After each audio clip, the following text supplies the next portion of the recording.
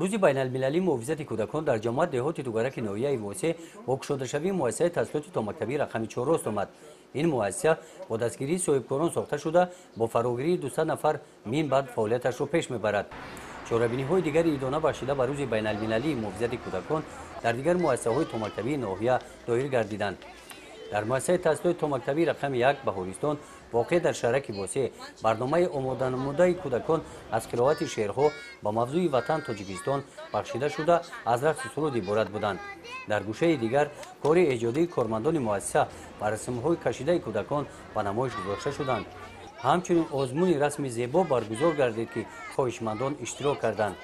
در این مؤسسه دولتی 120 نفر کودکان در گروه‌ها و تعلیم و تربیت فرا گرفته شدند. امسال 35 نفر کودکان از همین باغچه اصلی به مکتب گسیل کرده می‌شوند. همین گونه چاره‌بینی در مؤسسه تامکتبی رقم 2 آفتابک دایر گردید. در این چاره‌بینی از دیگر مؤسسه‌های تامکتبی هم دعوت شدند. آنها با برنامه آماده نموده خود نزد والدان هنر و مهارت خود را نمایش دادند.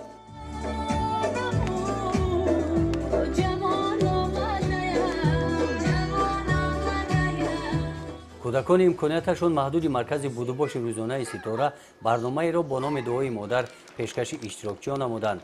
با وجود آنکه آنها امکانیت محدود دارند برابر دیگر کودکان حقوقهای برابر دارند. با رقص و شعرخوانی نشان دادند که آنها از همسالان خود عقب ماندنی نیستند. نمایندگان مقامات اجرایی حاکمیت دولتی ناحیه بخشیده به روز بین المللی محافظت کودکان و کودکان هر گونه بازیچه‌ها تحفه کردند.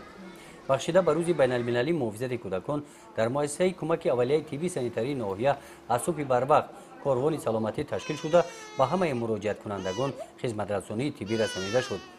در این روز چنین موادهای ترغیباتی عبارت از مصلحت‌های مفید برای حفظ سلامتی به ساکنان و طور رایگان تقسیم کرده شد. گزارش خواجه نظری خدای نظر زغروف از ناحیه واسه برای برنامه اطلاعاتی نوید.